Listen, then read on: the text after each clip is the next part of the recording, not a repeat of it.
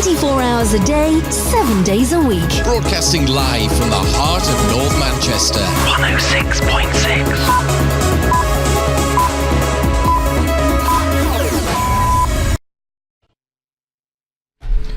There we go, that was I'm Alright by Fast Cars, written by my special guest, Stuart Murray, bass player for Fast Cars, here tonight on North Manchester 106.6 FM. This is Anarchy in our Parade. You might laugh at the title, but the thing is that I was trying to come up with all different titles, but I thought I'll go with that because it is a punk show and it is in our parade. So welcome, Stuart.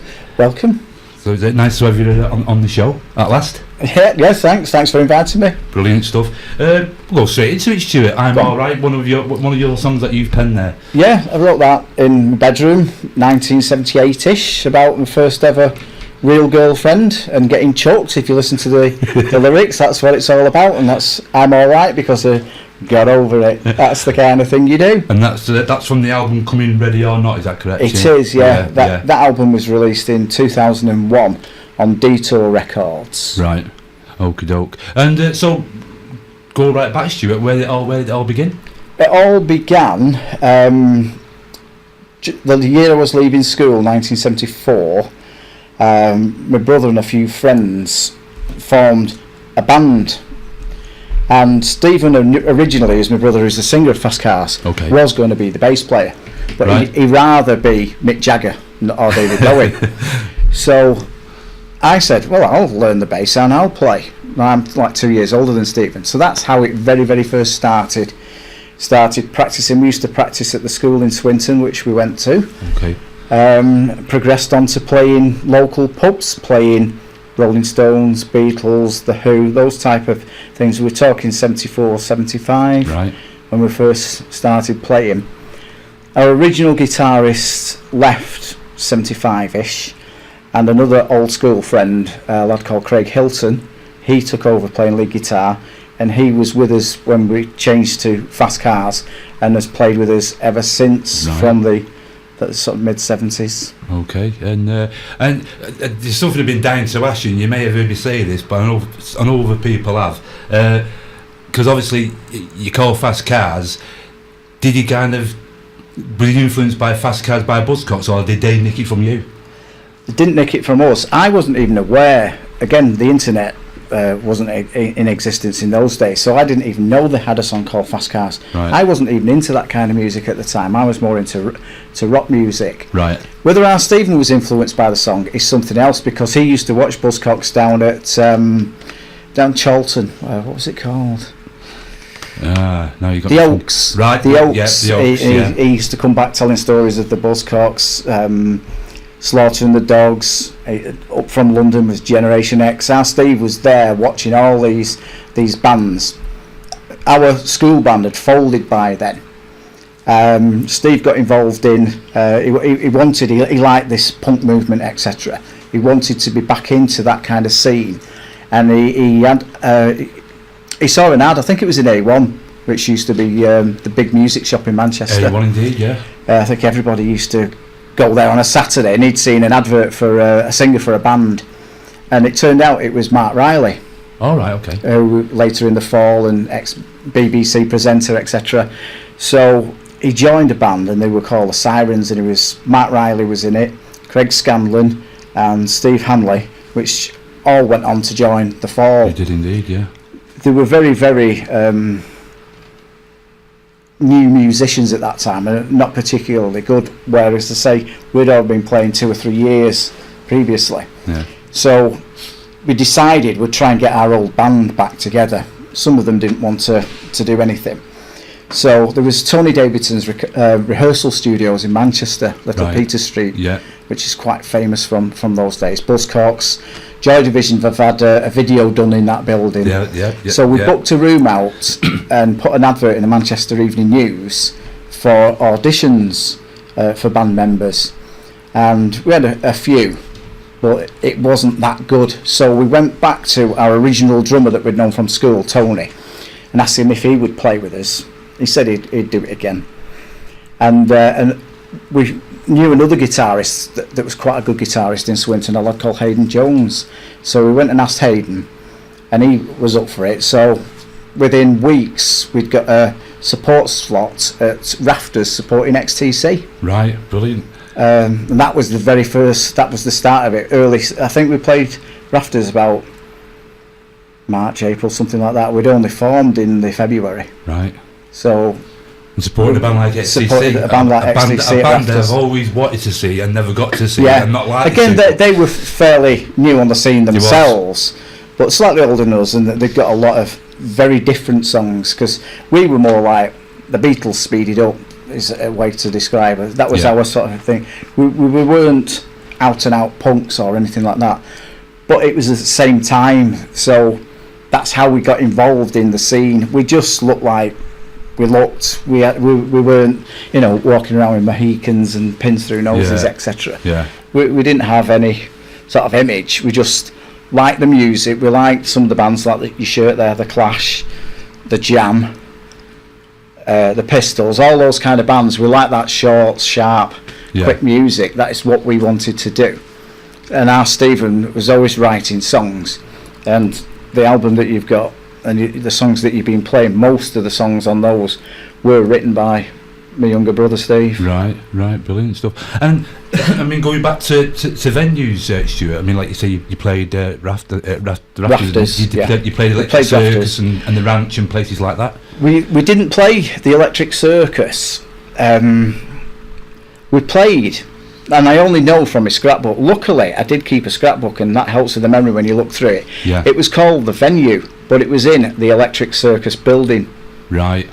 What it was like, it's so long ago, I can't remember. So we didn't actually play the real Electric Circus that was, but the venue was in the same building. Whether there's anybody out there who's got better memories of what that was like. Right. But I do know that the Electric Circus was very rough, to say the least. I know, you used to get bricks and bottles. If you looked a bit, if you had straight leg pants on, and that was classed as being different because everybody else was still in the flares and the long hair, etc. You used to get bricked and bottled by the local clientele around there. The local colliers lads, I know, because I mean, at the time when I knew lads, like my mates' brothers who were like 16, 17, I was 13 at the time, and they were going to Electric Circus, and he said there was quite a lot of airy moments going on. Because it was, like I say, it was stuck right in the middle of tenement flats and stuff like that. But some of the stories what they told me over the years about the bands that they saw, and then when Granada Studios did some footage of the Jam playing there, and Penetration, that's excellent. The Jam footage. And Penetration and whatever. And this particular lad, this mate of mine, his brother, he was at that Penetration gig where they were getting spat at, and then this lad threw beer all over her, and the next minute there was a big fight, which was kind of standard in them days. That was part of the scene that I didn't like, the spitting and everything. I remember playing a club up it's either Burnley or Nelson, that way on Lancashire, and we were getting spat at, and I kicked somebody in the face because it was really, really annoying. And they were all waiting for us outside when we finished. That was a bit hairy. I bet it was. Luckily we had a lad who was like 10 years older than us that used to drive us around, and he drove the van, etc. It was like bundle us all into the back of the van and drive off quickly before we got lynched. Stuart, if you only just joined the show, my special guest is Stuart Murray, bass player from Salford Punk Legends, or Salford Legends anyway, Fast Cars.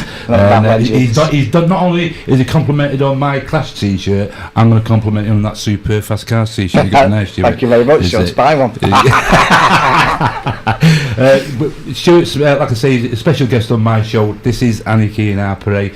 Just playing old school punk right the way through till 9 p.m. It's 16 minutes past 7 right now. I'm going to play a little jingle for Sam Brown for his breakfast show tomorrow, and then I'm going to come back with another Fast Cars tune from the album. Well, you started it, and I've played this on my M40 show a couple of times, and it's gone down pretty well. It's pretty popular. It's a track called Who Loves Jimmy Anderton, and Stuart kindly said off air that he's got a nice story about this particular tune, so we'll back in roughly about 4 minutes. There we go, that was Fast Cars, of course, and the brilliant Who Loves Jimmy Anderton from the album I got to say it again because I forgot. Well, you started it on Detour Records, 1978. That's Stuart. Was it 1978? The song was written in 1978. Yeah. So, what's the story behind the tune, sir? Right. There used to be a fanzine in Manchester called City Fun, and we got many a write-up in it. And one day it said we really liked their songs, Tameside Girls, which is on the album, and a track called Jimmy Anderton. We didn't actually have a song called Jimmy Anderton, so they must have confused us with another band. Right. So rather than let people down, our Steve goes to the bedroom and writes a song all about Jimmy Anderton. And for those who are not old enough to know, Jimmy Anderton was actually the Chief Constable of Greater Manchester Police at the time. Quite a controversial figure, to say the least. He was, yeah. And punks or anybody that was not straight and normal were frowned upon by Mr. Anderton and his staff. So that's the basics to that song, and it was quite a popular one in our set back in the day. We did the Deeply Vale Festival, which was out in the fields between Bury and Rochdale. Yeah. The valley is actually called Deeply Vale. We played that in 1979. We didn't know at the time, but the night we played was the last ever Deeply Vale official Deeply Vale Festival. And that night it was headlined by the Ruts. So we were about 2 bands on before the Ruts. And we were playing Jimmy Anderton, and now Stephen was on his knees at the front, like he loves getting crowds going. Somebody pulled his collar or something, and he ends up going head first into. And the stage was probably about 5 foot high. It was quite a big high, just planks and scaffolding, as they all were back in those days. They ended up with a couple of the stage crew coming and dragging our Stephen back out. So there's video footage of all this, that's how I can remember it so well. He then moves the monitors aside, so after it's come out of the racketing E, as we used to call it, it's anything on E, and that's the middle of it was just the racketing E. Once we'd come out of racketing E, Stephen's on his knees again, who loves Jimmy Anderton, and he starts handing the mic out into the crowd, and you can hear all sorts of kids shouting Jimmy Anderton and things. Quality. And that footage, it actually ended up, the chap who owns all the Deeply Vale stuff, a chap called Chris Hewitt. I don't know if you've ever come across Chris. No, I haven't, no. He's put a lot into Deeply Vale and maintaining the history of Deeply Vale. He managed to get Granada TV interested in doing a documentary, again about 5 or 6 years ago probably. And that footage of us playing Deeply Vale, singing Jimmy Anderton, was used in the Granada TV documentary. Right. And then following that, it was then made into a DVD about the festivals, and the footage is in that. I managed along the way to get hold of some of the footage as well, and I've got about 10 minutes of snips of different songs of us playing at Deeply Vale. I get superb because not seen it for 30 years or more, and when I stumbled across it, and it just brings back so many memories. We were like 18 and 20-year-olds, just young lads out there. I've seen that though for all the time. Yeah, it's black and white, and it's not the best footage in the world, but it brings back so many memories.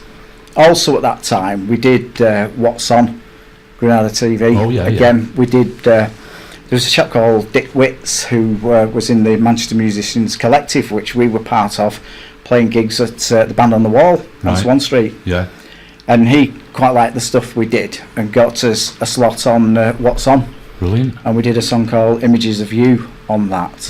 Right. Brilliant stuff. So that's like 2 TV things that we've done. Which, you know what I mean, for like a band, you know, finding the way and recording and stuff like that back in the day, Stuart, you know what I mean? It's brilliant, that, isn't it? Again, that was one of the programmes to get on, because there's Joy Division footage from that is always getting shown. Yeah. I think the Pistols did it. I think it was one of the very first TV shows the Pistols ever did. Was either What's On or So It Goes or something like that. Or they did one again on Granada TV. Yeah, they did. The infamous sweary one with Bill Grundy. Bill Grundy. Yeah. He was sloshed and all, I believe. I wouldn't be surprised. He was. I believe he was, because as you know, the Queen was supposed to have been on that, and they were down for doing that, and there was I think it was something to do with recording duties, and they couldn't do it. So because of the Pistols, they said, well, do you want to go on?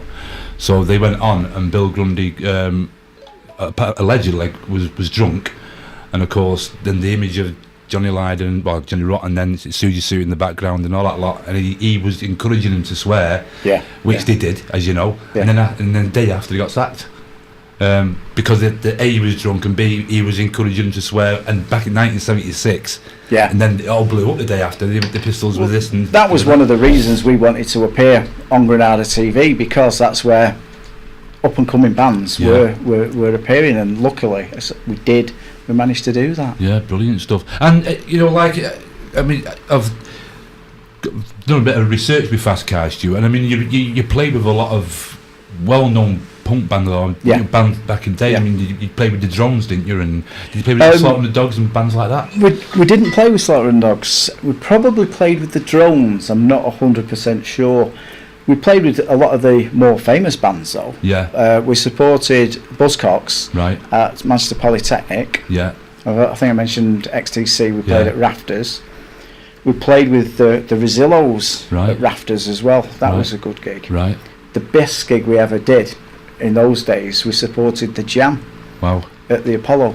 Right. That was something else. You played at the Apollo? We actually played at the Apollo twice in 2 weeks. Right. We played that supporting the Jam, and a week later we got to the finals of the Battle of the Bands contest, and that was also at the Apollo. Brilliant. And then we split up about a month later. Yeah. Long story.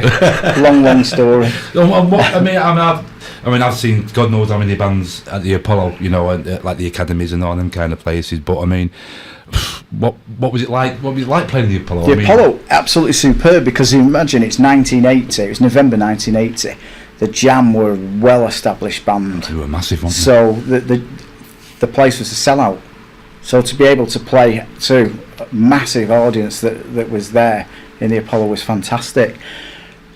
Say our Stephen, go back to our Stephen, he was going round record companies all the time trying to get us a deal, and he'd left a demo tape at Polydor Records. Right. It was picked up by Dennis Mundy, who was the A&R man in charge of the Jam, and he was playing it in his office, and Paul Weller heard it and thought, that sounds good. Paul Weller then rang our house. I can remember it to this day. My mum answering the phone and shouts in to the room where me and our Steve were sat there watching the telly. Somebody called Paul on the phone, and I'm like, Paul? I don't know called Paul. Wasn't any of our friends were called Paul at that time. So he trots off, gets the phone, comes back about 5 minutes later. I said, who is it? I said, it's Paul Weller. What do you mean, Paul Weller? He said he's been in Dennis's office, he's listened to the tape, he likes it, and would we like to support them when they're in Manchester later on in the year? How cool's that? Absolutely. Yeah, I bet he was buzzing, wasn't he? Absolutely. We went down, we got invited to Phonogram Studios in London to do some demos, and we went down to Polydor and we met Dennis Mundy, and leaning up on the wall at the back of his office was guitar cases sprayed Bruce Foxton, Paul Weller, all in the flight cases, all leaning up against the wall. He then took us on to I think it was Denmark Street, probably, where all the music shops were. We're taking our own amps down, and I think we're taking a drum kit down. We went into this music shop, and it was like, just say which amps you want to use in the studios, and we'll get them taken around for you. So it's like Fender one, and like a kid in a sweet shop. Absolutely. That was just a fantastic experience, and we did a demo. Some of the tracks we've still got. One of them is on the first LP, Coming Ready or Not, is This Old Heart of Mine, the old Isley Brothers hit. We did that speeded up, right? Because it was more of a moddy type track, and the Jam had already done that kind of thing, so we were sort of demoing, we can do that kind of thing as well. But they also had another band called The Chords on the books. I remember they'd already signed the Chords, so the money men said, we can't keep going down. And the music scene, you're looking at late 1980 by then, it was changing, and there was already London bands doing Spandau Ballet. Duran Duran from Birmingham were knocking about. Culture Club. So the whole music scene was shifting again. Because we were a bit younger, it had taken us a bit of time to get going. If we'd have been going in 76, with the likes of the Buzzcocks, etc., we might have had a better chance. But by the time we'd started in '78, we were already 2 years behind. It already shifted from like your pure punk into what they were calling new wave. Yeah. New wave was changing into, what did they call it then? There's been labels as post-punk and things like that. Yeah, we were sort of at that post-punk, but the Spandau Ballet era, New Romantics, that's it. So 81, 82 started going New Romantics, etc., etc. Right. In some respects, again, looking back in history, we should have hung around, because there's people that we were playing with that were playing in bands, like some Mick Hucknall was in Frantic Elevators, etc.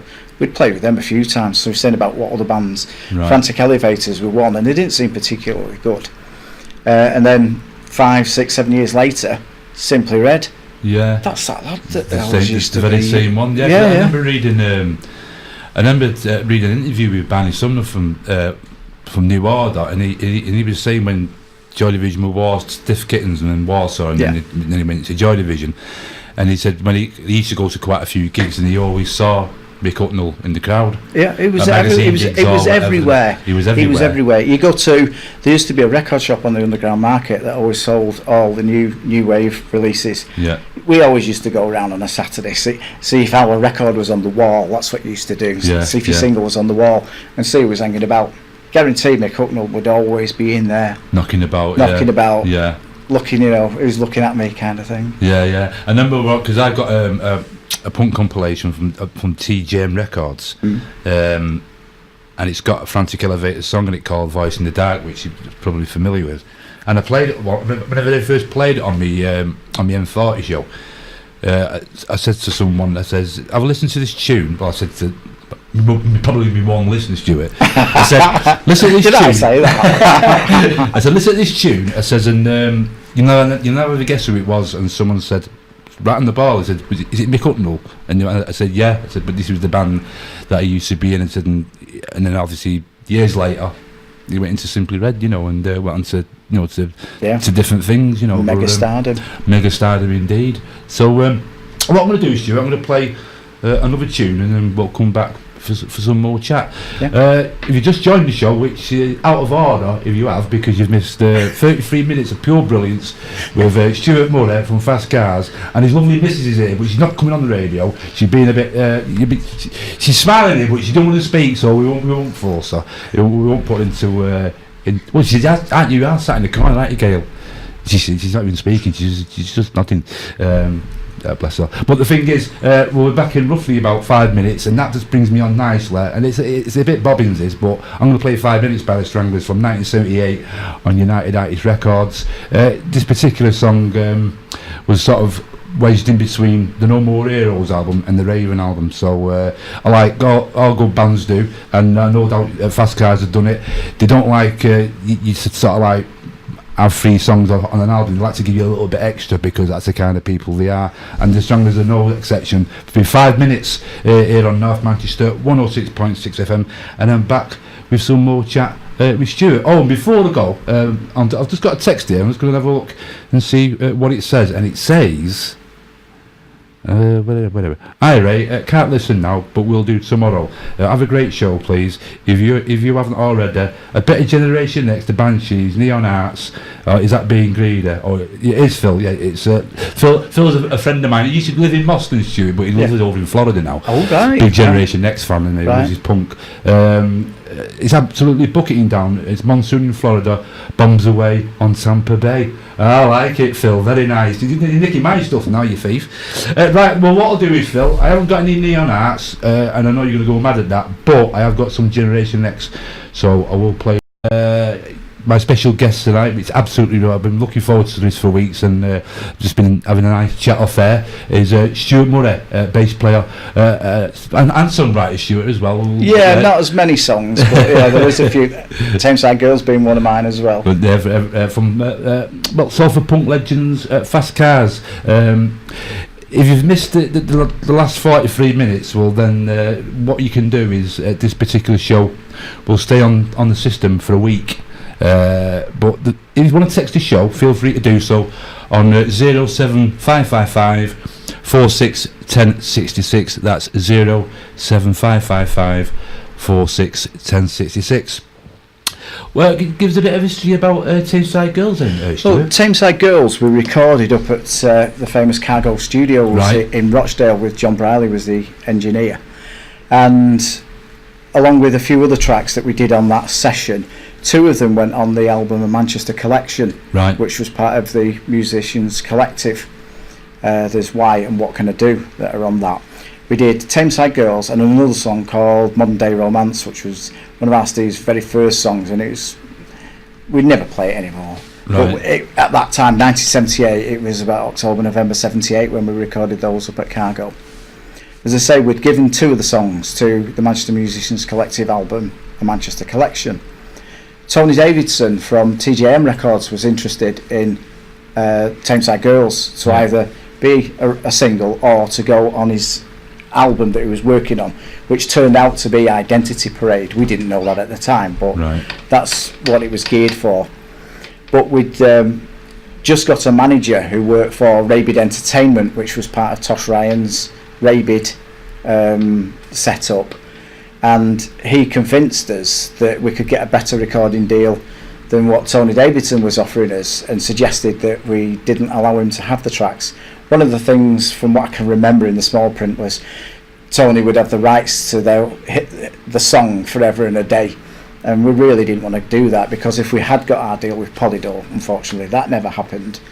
We couldn't use some of our better songs that we thought at that time because they were tied up with Tony, so that never came about. But Tameside Girls was another one that, if you look back on City Fun copies, even I think it may have been mentioned, I think it was mentioned, Mick Middles reviewed us in Sounds, he mentioned Tameside Girls as being a favourite song as well. So it got quite a few mentions back in the day. Also, because we'd got the proper reel-to-reel demo tapes as they were in those days, no CDs or anything, Piccadilly Radio were also very interested, and it was used on Transmission, which was Mark Radcliffe, I think. It was indeed, yeah. I've still got the letter in my file at home from Stuart James, who was the producer of Transmission, asking to use Tameside Girls. And they used that on several occasions. I've got somebody, I set up a website, and that's another long story, for Fast Cars in 2001, and somebody contacted me through the website that had taped us off Piccadilly Radio back in the day, and it had got Tameside Girls on it, and at the end it's Mark Radcliffe talking on the outro. That's Fast Cars there. They've got some really good songs, and this lad Phil actually sent it to me that he'd kept it over all those years. But like you see, we were talking off air, because I mean it's brilliant that you've kept all the, like I've seen on your Facebook, your flyers and stuff like that, and I've kept loads. You've kept loads of stuff, and I've done the same over the 30-year period. I've just kept it, like, because I've been in loads of bands and whatever. You just keep flyers and badges and stubbies, and it all comes from when I was a lot younger. I had a Man United scrapbook, but that's what you did in those days. You kept scrapbooks. So it was nothing new when the band came along to just carry on having scrapbooks. So that's what I did. And your equipment, Stuart, where did when Fast Cars first started off? I mean, was you because sometimes, I mean, I knew people in bands who had older brothers who were borrowing stuff, or I won't say, but some people were even nicking stuff, but because people didn't really have a lot of money to go out and buy stuff, because I mean, you're talking like sort of late to end of 70s. I mean, was your equipment at first sort of like pretty basic, and then you built up as you went along? Again, luckily I'd been working since 1974, and I'd been playing in bands since 74. My original stuff I'd bought very cheap from a lad who was playing in bands in the 60s. It was only 10 years before it at the end of the day, and I had a Hofner Galaxy bass, which, looking back now, I wish I kept, but I wrecked it. I think they were the cheap guitars of the day of the 60s. They weren't the Fenders, they weren't the Gibsons or anything, but Hofner are quite collectible these days, and this Hofner Galaxy, but I wrecked it. And they used to have can't think of the amp. I did have at one stage, I had a Sound City amp that I got that had bands' names sprayed all over it, other than ours, and just a wooden like tea chest with a 15-inch speaker in that I blew inside out. When I started getting some real gear, there was a little tiny music shop that was opposite the Midland Hotel. I can't remember the name, and they had an Ibanez Rickenbacker copy. Oh right, yeah. And I bought that on HP, paid a bit, took about 3 or 4 years to pay for it. And then I went to A1 and I bought a H&H 100 watt combo. Right. So that was my first yeah. decent thing.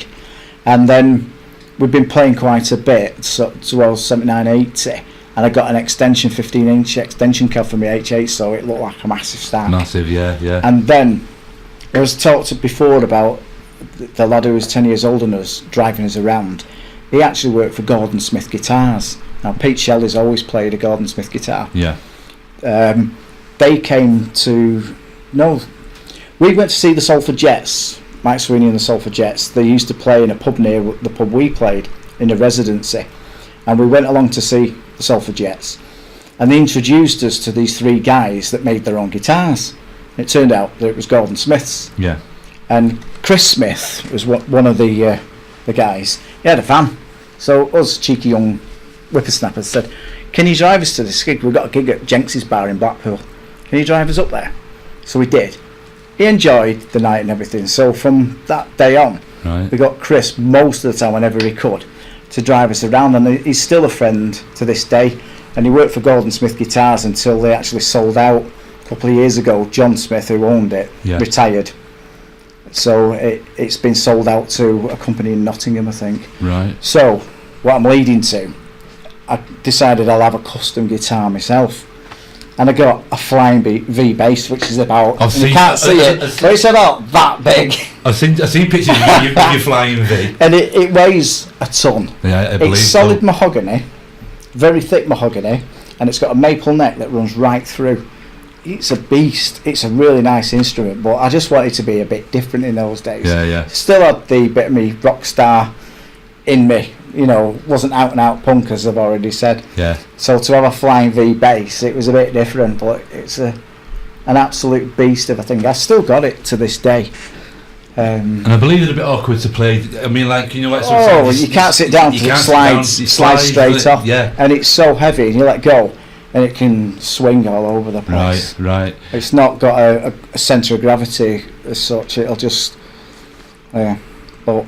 That's just me back in those days. I wanted something different. And how do you put on the guitar stand? It actually, because of the V, it goes over. The part that you normally rest your guitar. It actually sits over. No, it goes over the top of it. Right. So your 2 metal bars are under it. Right. But it just hold then on the neck.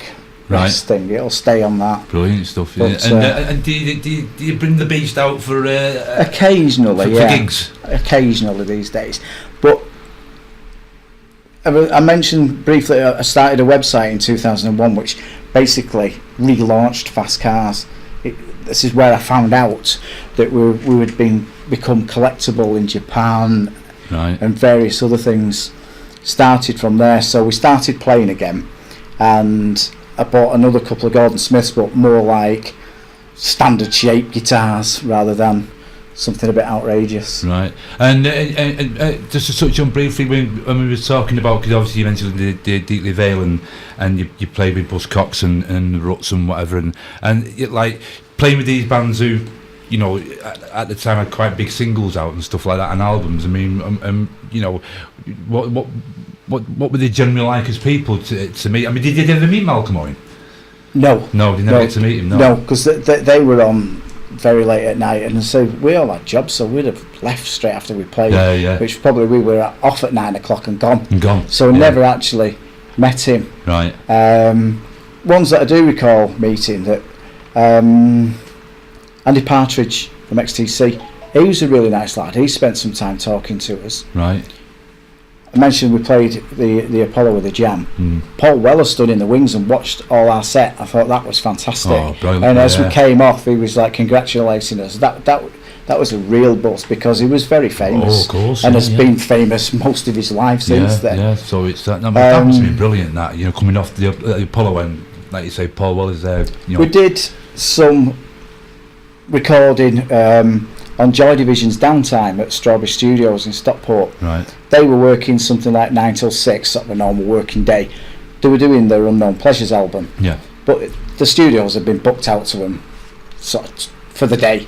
So we went in at 7 o'clock at night till midnight, working with Martin Hannett, because as I said before, we had a lad called Tim Llewellyn who was managing us, that was part of the Rabid setup. Yeah. And Martin Hannett was part of the Rabid setup as well. So the idea was we would go in there, Strawberry, and do a single for Rabid. But Martin was he used to take quite a lot of drugs. He might have been all right between 9 and 5 with Joy Division, but when we turn up at 7 o'clock at night, he was gone. So it wasn't the best recorded sessions we've ever had. Right. Yeah. But it's a bit of unknown stories that we've got that link into the massive Manchester scene. We were sort of threaded right through, because Rob Gretton was their manager at the time. I don't know if you know, his notebook was published a couple of years ago. It was, yeah. I think by his widow or whatever. Yeah. And again, through the Manchester District Music Archive, I got a look at it. I think we ended up buying a copy, me and our Steve. And we mentioned it a few times. There's the gig we did with Joy Division at Salford Tech with Ed Banger and Joy Division, and it's got the fees that we were all paid in it. Right. And it's also got the recording studios, Strawberry, the dates and everything. And then if you look at it, because if you've seen the notebook, it's scribbled all over the place, and you can see, I can't remember the exact date, something like 14th of April, Fast Cars, amongst, and then it's got after it mixing. So there's the evidence there, it's all there, that we were in the studios at the same time as they were doing Unknown Pleasures. At that time it was nothing, but now it's of course history. Yeah, because I mean I find that what you're talking about, I mean I just love hearing that kind of the stories, Rob Gretton, what you're telling about put us on at Rafters. Because he was Rob Gretton was the DJ at Rafters. It was him and Alan Wise used to book bands at Rafters, so it would be one of the two of them that had got us our support gigs down at Rafters. Brilliant stuff. And going, like you say, going back when you was doing gigs, Stuart, I mean, did you get involved in doing like sort of lengthy UK tours, or were you weekend stuff, or you get over to Europe or whatever? And again, as I say, we were very young lads, between 18 and 20. We all had jobs, which was quite rare back in the that late 70s. It was quite rare to have jobs. That is probably one of our downfalls. We weren't like, let's go to London. We're all like, I might lose my job. I still need my money. So it never happened. We never went down there. So we'd go down to, for example, we'd play the Marquee. I can't remember what night, but it was probably a work night. We'd drive down to London, play the gig, and come back and go to work the next day with like half an hour's sleep. But it was easy to do it in those days as well, because you come back on the M6 and there were about 2 cars on it. Unlike now. So we were still doing that. We played North London Polytechnic, and we John Cooper Clarke was on that. Right, brilliant. Again, it was part of the Rabid setup. John Cooper Clarke, us, Ed Banger and the Nosebleeds, and another good band, the Jeff Hill Band. Right. They released a few singles. They were a bit older than us, but a bit more like us, that were more poppy than punky. Yeah. They did a few good singles back in the day, and I'm pretty sure they had a real deal as well. Right. Yeah. Brilliant. So, and you mentioned the experience of recording at Strawberry Studios. You mentioned earlier Cargo as well. And what was that like, being in Cargo? In Cargo, again, it was just a small recording studio above. It was in an old building. It was above a music shop. Yeah, it was. Tractor Music, and that was just like, again, that's Chris Hewitt used to run that, who ran Deeply Vale. It was just full of gear, so we used to go up the stairs into Cargo. But we then came across another studios that we really liked. It was Drone. I don't know if you've ever come across Drone. That was in Charlton, near Charlton Cricket Club. Right. Terraced house, and it was the basement of his terraced house. Right. and so it was very low. Luckily, we were only quite small, we were only about 5'6", but it's like, and it was carpets everywhere and things like on the wall but he did some really good demos with the Silico Paul. He died, but I'm not sure when. He's died over the last few years and that, but he was really good. And we also, The Kids Wanna Dance, which is our big single, that was done at Smile Studios. Where was that? That was in Chorlton. Right. I can't recall where he had that one. Originally, Steve Foley, who runs Smile, he had his little tiny studio was in his basement at his house in Sale, and then he'd got these premises in Chorlton, so we recorded The Kids down in Chorlton. But exactly where in Chorlton it was, I don't know. So like on like the Fast Cars 7-inch singles, are they quite a collectible item now? They are. The Record Collector Guide, the magazine, and they also publish an annual book on all values of records. It's currently listed at £250 in that. Right. We pressed about 1,000, I think, back in the day. We still don't know how it became so collectible, but the Japanese market had something to do with it. Right. And so when I set up my website, which is www.thefastcars.com. I was waiting for you to say that. I set that back up in about 2001. Within a month of setting it up, I'd had Detour Records. If you've got enough demos, we'll do you an album, which was Coming Ready or Not. Right. That's why it's called Coming Ready or Not, because it was like, it took like 20 odd years to get to this stage. You coming ready or not? So we finally did that. And also I got an email from a chap in Tokyo asking if we'd like to play in Tokyo, a couple of nights in Tokyo. So right. Do you fancy playing? Yeah, where's the plane tickets? So later that year we played 2 nights in Tokyo, and then 2008 we went back. Right. We did 2 nights in Tokyo, then we went down on the bullet train, which was something else. I bet it was. It's like an aeroplane without wings. Yeah. We went right down to a place called Fukuyama. Let's be careful how I say that. Right at the bottom of the island. Played a night there. Came back halfway up to a place called Okayama. We played there, and then we had a night off. So the lads from Okayama were fantastic with us. They took us to massive big Japanese gardens and a temple, to seeing all the Japanese cultural things with some young lads in their minibus. So that was just fantastic. Oh, I bet it was. I've always wanted to go there, mate, Japan. It was just completely out of this world. Then we came back closer to Tokyo again, to a town called Nagoya. Played there, and then back to Tokyo and home, all in a week. We were absolutely shattered. Bet you was. And I know how was you received by the Japanese audience? Fantastic. Every gig we knew beforehand was already sold out before we went. Right. Even the 2001. There's photographs, certain videos on YouTube, etc. Absolutely superb. Queuing up in an orderly fashion, asking for autographs. Oh, it's just another world. It was just so good. Yeah. And coming back from that, you know, you've been treated like rock stars for a week, and you come back and nobody knows who you are over here. It's something else. It really was something else. Like when you in the early days of Fast Cars, Stuart, did you manage to actually get over to America at some point? No. Because I mean,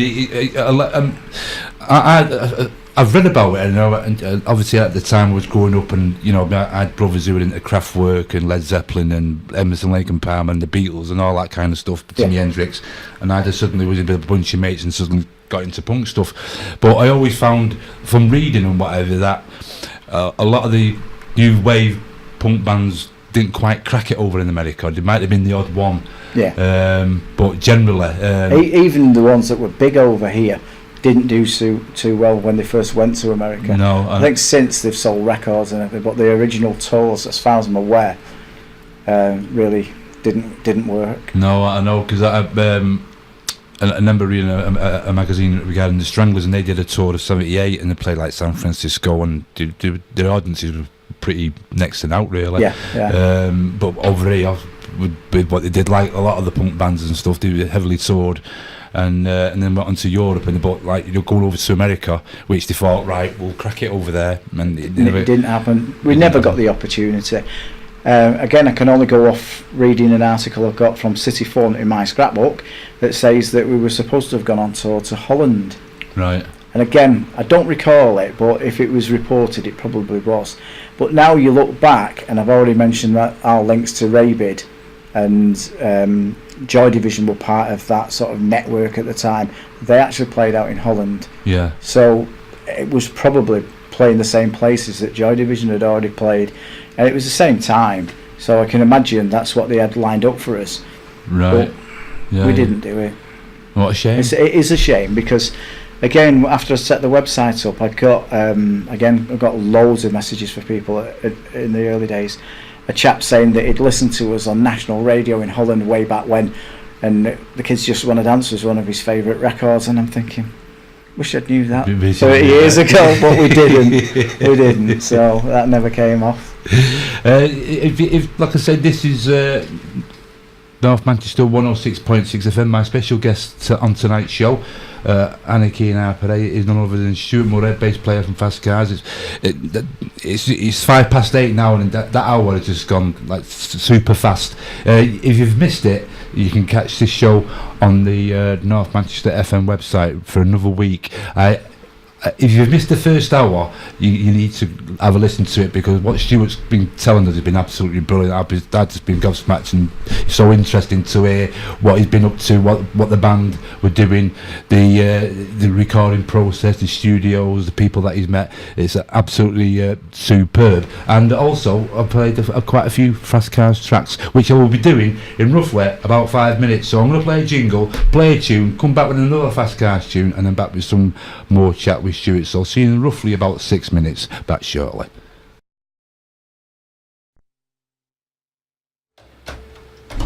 There you go, that was Fast Cars and the brilliant Kids Just Wanna Dance from the album. I keep forgetting it, and it's bobbins of me keeping forgetting it, because it stands out a mile. Well, you started it on Diesel Records by Fast Cars. Stuart off air was saying that the bass line was a bit of a bugger to play. It was. To learn and also to play. Yeah. It is. Brilliant stuff. Very fast. If you watch us these days, I don't think we're playing as fast as that. My guest tonight is none other than Stuart Murray, and his lovely other half Gail, who sits in the corner smiling, and she was and taking photographs, but she didn't want to speak, so we won't force her. Is that right, Gail? Yeah, she just give us a thumbs up there. So I've just got a text in from my other half, and if I don't read this out, we'll say to Stuart, I'll get 100 on a quarter. Much guffaws. She said, hiya darling, she said. Oh. Yeah. Hiya darling, I've been listening to the show. I missed the first 15 minutes. Shame on you, Andy. Due to birthday shopping, I wonder why. Anyway, she says, say hello to Stuart and his girlfriend for me. That's Gail. So I've done that for you. Can you play anything by The Clash, which I'll not play, but I will. I've got a Clash tune lined up for you. I'll play that in roughly about, say, 10 minutes. The Damned I'll be playing later. Buzzcocks, I'll throw one of those in as well, if you're not already. See you later, Love Mandy. That's nice. It's nice, isn't it? Yeah, she's sound. She likes a bit of The Clash. So when I got home, love, this Clash t-shirt is I've had it on all day, so it's a bit sweaty, so bang it in the wash for us, you know what I mean? Right, so it's 13 minutes past 8 here on North Manchester 106.6 FM. So that particular track, Stuart, Kids Just Wanna Dance, I mean, it's, like I say, I've played that off the album, Greater Manchester Punk 1978 to 81. I believe there's another There's Greater Manchester Punk Mark II. Mark II that's come out. We talked about playing another one of our songs, well, Images of You, which is on the second one. Is on the second one. Right. So where did you record that track, Stuart? Images of You. Yeah, the Kids Just Wanna Dance was recorded at Smile Studios in Chorlton. Right. With a chap called Steve Foley that I still see to this day. Right. Really nice lad. It was released on Streets Ahead. Streets Ahead was a small record shop in Altrincham. He'd already put out 2, because ours is SA3, Streets Ahead 3. He'd already put out Foreign Press and another one that escapes me, Pure Product. So he'd already put 2 other bands out before he put our single out. I really don't know how the Kids Just Wanna Dance became collectible to the degree it is and worth the money it is. But once I discovered the internet, as I've said, in the early 2000s, did loads of searches on the Kids Just Wanna Dance, and it turned out that it had been put on a German compilation album called Back to Front 4 in 1994. Right. So it was years earlier. Yeah. It had been put out, and Japanese kids had picked up on this Back to Front 4, and from what they tell me, ours was their favourite song from that. It was then bootlegged on a white label sometime in late 90s, and then when the chap from 1977 Records invited us over to Tokyo to play in 2001, he asked if he could re-release officially the Kids Just Wanna Dance on his label 1977 Records. So we did that. 2003 I was contacted by a German company who wanted to put out the Kids Just Wanna Dance. Explained it's already been out a few times, will it sell? So suggested perhaps he uses the 2 tracks off Manchester Collection on it as well as a bit of a bonus. So he did that. Very, very recently, late last year, early this year, an Italian company have been on to Detour Records now, because they've got the rights to our songs, asking if they could re-release the Kids Just Wanna Dance. Right. And it was re-released again on Breakout Records in Italy on the 19th of June. I got my copies of that on Saturday. I've only just got the... Right. And they've done a really nice, because the original one back in the 70s, and all sort of the repros since then, they've been like a little paper cover, as it was, like everything was then. This one's in a nice glossy card cover, and they've made a really nice job of it. Brilliant stuff. And that's starting to sell. The Kids has turned up on quite a lot of punk compilations over the years.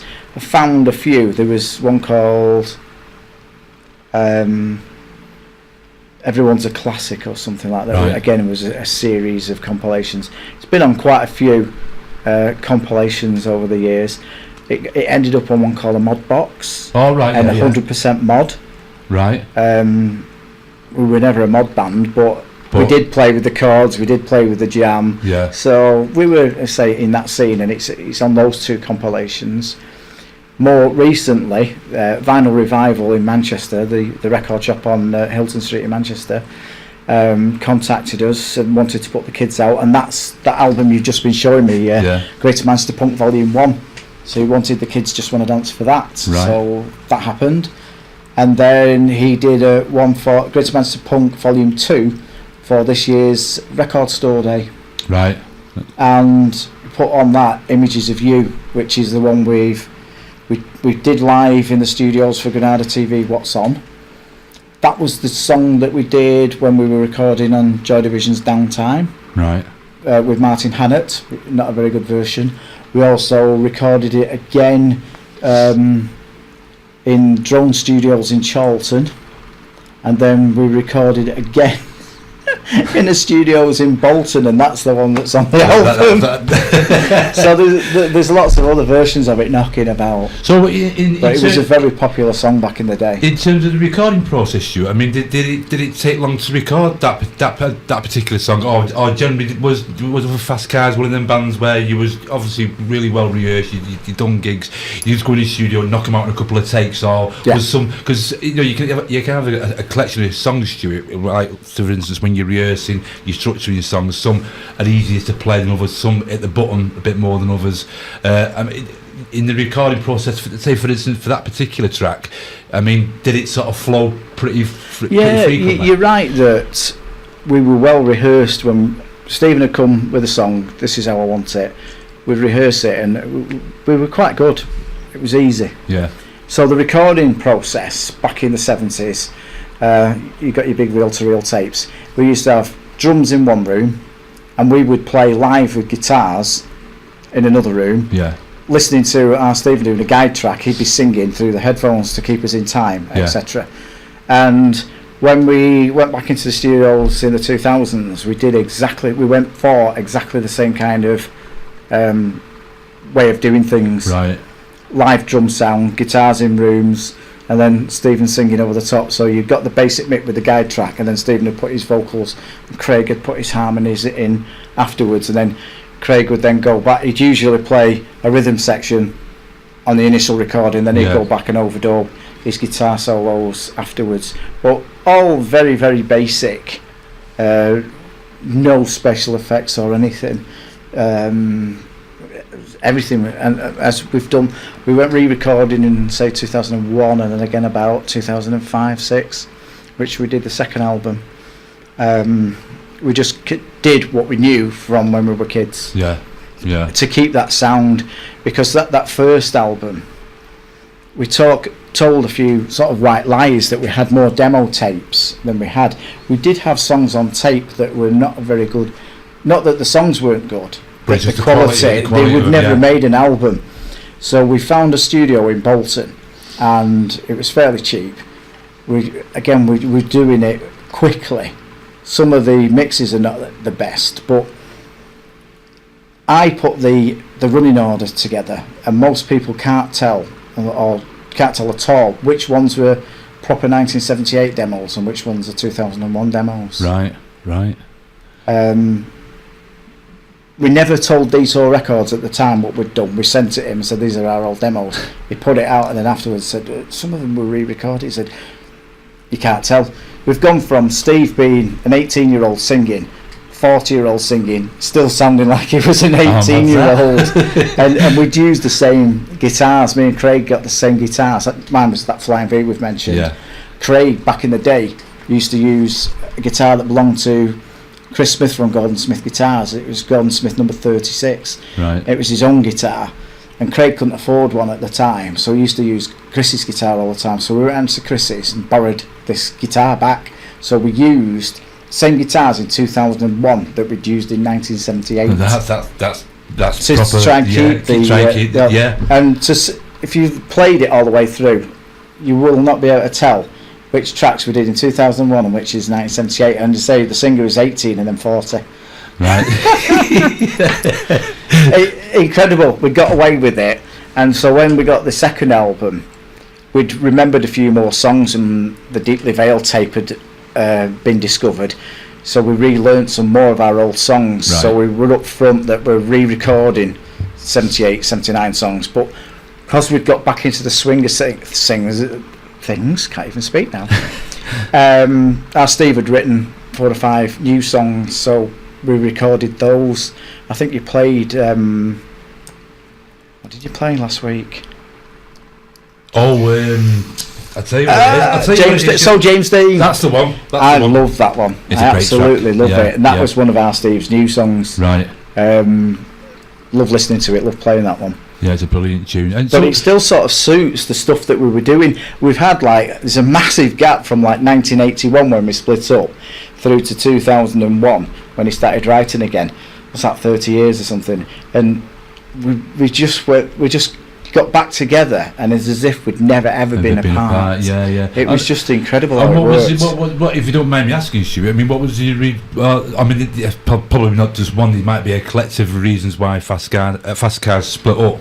I mean, was it musical differences, or was it it was drummers kept leaving. Right. The lad who'd been with us from school kept leaving. The last gig we did was at the Portland Bars in Manchester. And the lad who was playing drums for us then, a lad called Pete, said he'd had enough. And then as we're packing up, Craig got his Gordon Smith custom nicked. It's never turned up to this day. Right. We had no more gigs in the pipeline, and I said earlier that the music scene was starting to change. We didn't want a change. We liked what we were doing. Yeah. As our Stephen said, we're old, we're like 21, 22. So that was it. That was it. And it was only because of this project I was doing at college where I had to do some research on the internet that I found out that we'd been collectible, people had liked us over the years, etc., etc. Yeah. So that's why We got back together in 2001, and we've never split up since. We've continually played. We've got some difficult circumstances at the moment because our lead guitarist Craig, that I've mentioned, I've known him since he was about 5 or 6. Right. Even though he played with us from 15 onwards. Yeah. Has got cancer, unfortunately. Right. He's had 2 major operations, and we're waiting. Hopefully, it goes into remission. Yeah. So we should have been playing in Spain, a couple of gigs in Spain in September. So we've had to cancel them. If he gets the all clear, we're redoing those next year. But next year is our 40th anniversary. Right. So we're hoping to do those Spanish gigs. We've played Berlin a few years ago. We've been promised to play Berlin again. We're looking at playing Italy and possibly a few British gigs. Right. Good. But because of the way Craig is at the moment, we really don't want to. Right. Yeah. And it wouldn't be the same because at least we're still, bar drummers, the original lineup from 1978. Yeah. And we've been quite proud of that we've got the same. Yeah. Same musicians, so it's always the same sound as from. If you saw us in the 70s, we'll still sound the same. Yeah, you're all linked in, aren't you? You're all on the same wavelength, aren't you? That's it. So we never played for 10 years, and then we just like play a song that we've not played for 10 years, and it just goes like, there it is. We're not talking complicated songs or anything, but it just all comes flooding back, and you're back in the zone again. And of course, released last Friday, Stuart, that 7 CD box set. Yes, which and again, Fast Cars again. The kids just want to dance. We were asked again sometime last year. Cherry Red Records approached us and asked for the kids just want to dance. So it's probably sold thousands and thousands in different bits and pieces. And that's the ultimate now. Is that Cherry Red Records? What's it? Manchester, north of England. Isn't it? Manchester, north of England. 7 CD box set. We're on CD 2, track 2. Brilliant. Track 1's The Fall. Track 2's Fast Cars. Fast Cars, not bad at all then. And then, if anybody knows anything about that North Manchester box set, it's got Oasis on it. It's got Stone Roses, Chameleons. It's got a lot. All the named bands, plus lots and lots of people like ourselves that were there and thereabouts but never quite made it. Yeah. It's a real snapshot in history. And going to the launch last week at Piccadilly Records, the chap who pulled it all together, John Reed from Cherry Red Records, and his explanation of how it all came about was a fascinating listen in itself. Well, I've been fascinated tonight, Stuart, but you coming into the stories, the information, and like I said about the recording process and the people you've met, the gigs you've done, have been absolutely brilliant. And we'll text the show. I mean, if you don't want to text the show, let me know on Facebook what you thought of tonight's show, because Stuart will be more than interested. When I used to do my unsigned show, I always say the same thing, to either texting or sometimes just inbox me on Facebook or whatever and give me some feedback, and I can pass it on to Stuart, because people like Stuart have been, like I say, been in Fast Cars for for a long time, recorded, and had success in that. They love the feedback. It's what they thrive on, as well as you going to the gigs and cheering them on. So like you say, the unfortunate. You mentioned about your guitarist there, Stuart. Is he plans to record any new Fast Car stuff maybe towards maybe early next year, depending on how things go? We might do. Stephen's always writing songs. He's done a solo album with a lot more melancholy songs, nothing like Fast Cars at all. A lot of it to do with, he lost his daughter when she was 19 about 5 years ago. Right. And he spent a lot of his time now, he set up a charity in her name, and he does a lot of charity work. He's currently, should have been here tonight, but he's in Cambodia. He had some meetings out there because he's sponsored a schoolhouse that they've had built, etc. And that was George's House 1. There's George's House 2. He's up to George's House 5 now, and George's House 5 is actually in Salford. Right. He's got a few in Cambodia, a few in Romania. So what he's doing, the money that he raises through his charitable events goes to underprivileged children, really. Right. So he's now got one, as I say, back in Salford as well, so he's putting money into our hometown as well. Right, which is absolutely brilliant. Well, what I say, Stuart, is it's been an absolute pleasure to have you on the show. You've been absolutely brilliant, really. And you need to tell girls to stop chipping in and butting in, because you can't get away with it. I know. So, like I say, Stuart, thanks again for coming on. It's been absolutely brilliant. I've been looking forward to this for months, and it's been absolutely great. If you think the same, let me know. Like I say, let me know what you think of tonight's show, and of course, like as soon as Stuart and the lads get back into gigging and recording, I will most definitely let you know. And no doubt Stuart will, and rightly so. Tune into my show on Friday, the M40 show, where I will definitely be playing another Fast Cars tune. What I'm going to do now, before I get undrawn and quartered, I'm going to have to play The Clash. There we go, that was Fast Cars, of course, and Turn on the Radio from the album, well, you started it, on Detour Records. My special guest tonight on North Manchester 106.6 FM, Anarchy in Our Parade, is none other than Stuart Murray, and his lovely other half, Gail, who keeps on chirping in, and we can't even get a word in, can we, Stuart? Terrible. You know, but she's looking at me as if I'm not looking at her, because I think she's giving me daggers, actually, but there you go. That particular song, Stuart, Turn on the Radio, again, you know, was it kind of, did the song come quite quickly for Fast Cars, in done and about the process? Again, we were on tour in Japan in 2001, and the lad from the record company was running around in this minibus, and he's playing all these songs, and he put on a song by the Donkeys. Right. Have you heard this, by the Donkeys? And it was something about playing on the radio or something like that. Right. And it was a really good tune, and I think the Donkeys were a local band as well. Right. We hadn't heard it, so we listened to it. We get back home, and Stephen's got this radio song in his head, and again, if you listen to the lyrics of that, it's about listening to the radio when we were kids, that Come On Feel the Noise, Slade, etc. And my mum banging on because he sings banging on the walls, banging on the ceilings, we turn that bloody noise down, as you always got from your mum. And then he says that Anarchy in the UK came on, and that was it, that's the changing point, and that's what that song is all about. Right. The idea was set up from out there in Japan, playing as these English songs. Have you heard of this? Have you heard of that? And we hadn't, but it seemed like a good theme. So yeah, when we came back, he wrote the song, and Craig then put all that guitar work in, which has got quite a nice little guitar riff in that. It's a great tune. We've never actually played that live. Oh, have you not? Because that is a bit of an overtrack, the way that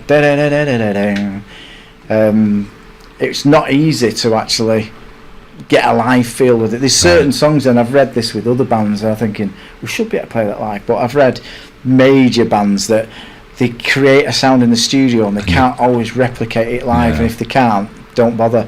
And we've never really been able to get Turn on the Radio to sound right live without some of that overtracking, etc. I know where you're coming from with that, because I've like I said, I've been in studios and in different bands myself, Stuart, and I get that 100%.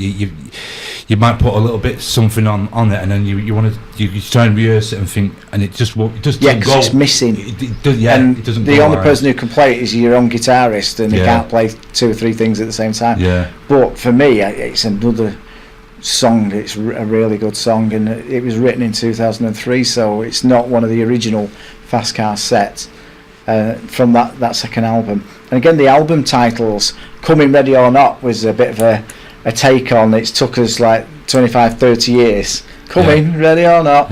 So that title, and then, well, you started it. Yeah. Was again, we're moving on. We've got another, and it's sort of a famous saying that fits well. Well, you started it, and we're carrying on now. You've got us back together. You've got us playing again. You started it. Yeah. Here's some more. Yeah. Well, like I said, as you know, Stuart, I've been playing. I try and play a different Fast Cars tune on my M40 show, which I'll continue to do.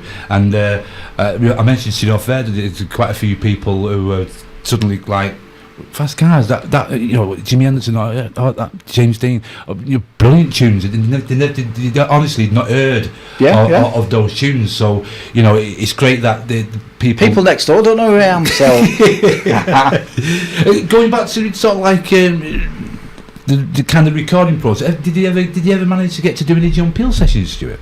No, unfortunately not. He did play us quite a few times. Only last week I was messing about. I found something on the internet of John Peel show from 1979, and I managed to get a bit of a recording off it on my phone and make a little video that I stuck on my Facebook of John Peel introducing the song, because he's got that voice that everybody knows it's John Peel. Superb. And it starts off, he said, Fast Cars have been ringing me this week asking me when I'm going to play their song. Well, I'm playing it now. Yeah, he just I stuck it on my Facebook. Here's the proof that John Peel did play us, and he played us more times than that, but that was probably it was the first time. That was not long after, I think The Kids was released in October, and it was on his show in November. So I bet that was a buzz hearing that. Oh yeah, the biggest buzz ever for The Kids Just Want to Dance. Peter Powell. Oh yeah, far more popular daytime DJ. He used to have something at 1 o'clock on his in the afternoon show where he'd put a new record on. Right. And he actually played The Kids Just Want to Dance at 1 o'clock on Radio 1. That was a buzz, and loads, because in those days that was the radio station. Everybody listened to that. That and Piccadilly. Yeah. The buzz from that, and all your friends had heard it. Oh, I heard you on Radio 1 today. Yeah. That's when you think you've made it. Yeah. And I say Piccadilly was superb with us. They were always playing our stuff. Yeah. Again, we never did any sessions for Piccadilly. Oh, that was going to be my next question. Yeah, actually. We didn't, but they used our demos quite a lot. Right. Because you said earlier, did you do gigs with Salford Jets? Or we went to see Salford Jets. They had a residency in Swinton at a big pub called the Duke of Wellington, and we hit it off straight away. They were nice lads. They were a lot older than us. I think Mike Sweeney's 70 this year. Right. But you wouldn't think it to see him, and he still bounces around all over the place. So they came to watch us doing our residency, and they really enjoyed it. So in those days, the Jets were really going places. Yeah, so they had this residency on a Monday night, but if they'd say got something in London on the Monday night, we used to then do the Duke of Wellington for them. So we played lots of times back in the day, and then they got back together in '96 at the Witchwood in Ashton. Oh yeah. They asked us to do that, and I think '98 again they did the Witchwood in Ashton, and they asked us to play that, so we did that with them. And then over the last few years, on and off, we've done quite a few gigs with Salford Jets. Right, brilliant stuff. In fact, we should have been playing, was it May this year, when the arena bomb. Oh. We were due to play that weekend with Salford Jets as a 40th anniversary of those days back at the Duke of Wellington in Pendlebury. But because of the arena events and the sad times after it, it got cancelled. But it's due to be done again now, the 14th of October at Pendlebury Social Club. So again, we'll be back supporting Salford Jets in a few months' time. Brilliant stuff, yeah. Well, I'll be having a slice of that particular cake. That'd be good. I'll let you know more. I think there is a bit. The copy of the flyer is on my Facebook as it stands at the moment. But it's the 14th of October. Back in our old haunts of Pendlebury. Brilliant stuff. Well, it's 8:45 here on North Manchester 106.6 FM. Right, Stuart, I just want to say an absolute massive, I'll say it again, massive thank you for coming on my show tonight, Stuart. It's been absolutely brilliant. Thanks very much for all your texts. And like I say, for those who have just listened and didn't want to text because you're tight, it's only 10p a text. Let me know on Facebook, and then I can pass on your messages to Stuart, and he'd be more than happy to listen to the feedback. Or if you've missed the show, which is out of order if you have, you can go onto the radio station at North Manchester 106.6 FM and have a listen. It'll be on the actual website for a full week. And so Stuart, absolutely brilliant. Thanks very much for coming on. Thanks for asking. It's been really enjoyable. I've really enjoyed it. Like I say, hopefully you all three of you, or no, maybe 33 of you, have enjoyed it too, because like you say, Stuart back in the day, and like you've just heard, they're hopefully going to be playing in October, which is going to be definitely unmissable for that particular gig with Salford Jets, of course, as Fast Cars. And I'd like to say a lovely thank you to your lovely other half, Gail, for talking us both to death. Gail, what's all that about?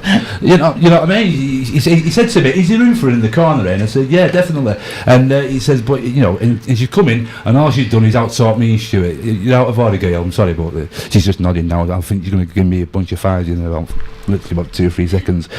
So thanks very much, Gail, for coming on and saying too much. So yeah, cheers, Stuart. Thanks very much, mate. It's been absolutely brilliant. Really enjoyed it. And that is one cool T-shirt, I must admit. You designed that, Stuart? Tim Llewellyn, who was our manager back in the day, Right. he'd been a graphic design student at Manchester Poly. Right. He actually designed it. I never knew him. We met him again, perhaps about 10 years ago, and he told us, if you look at it very closely, every now and again you can see Tim in the seatbelt. I never knew that at the time, and when you come to look at the real record cover and you look at it closely, you can see Tim written in it every now and again. Clever, brilliant stuff. Yeah. Again, back in the day when it was done, I thought it was crap. Right. But you're now looking back, and it's quite iconic. The kids have been using this. This T-shirt, I've only twigged getting T-shirts printed in the last few months. I did it for this gig that should have happened in May. Yeah. That's not happened, to sell a bit of merchandise. But there's been a company in America making them for years, selling them. All right. I've seen versions of it made in Japan. Yeah. And only now have we decided, I might as well get some printed ourselves. But why not? So selling them through the website and through my Facebook. And what price is it going for on £10. £10 plus postage. Again, depending where they live. UK, it's only a couple of quid. You can't go wrong without a tenner for a T-shirt. I don't think so, and they are a good quality shirt as brilliant well. Stuff. So if you're a friend of Stuart's on Facebook, which you should be, check out his T-shirt. Well, if you're still a friend of mine on Facebook, I would put. Gail took a picture of me and Stuart earlier, and I'll be putting that on, so you can check out, because I've got a Clash T-shirt, but Stuart's T-shirt is miles better than that, and his is a white T-shirt, and mine's a black T-shirt, and I think mine's a bit more smelly than his because I've been working all day, and that's not. I've been shirking all day more actually, Stuart. You know what I mean? So. It's 11 minutes to 9 here on North Manchester 106.6 FM.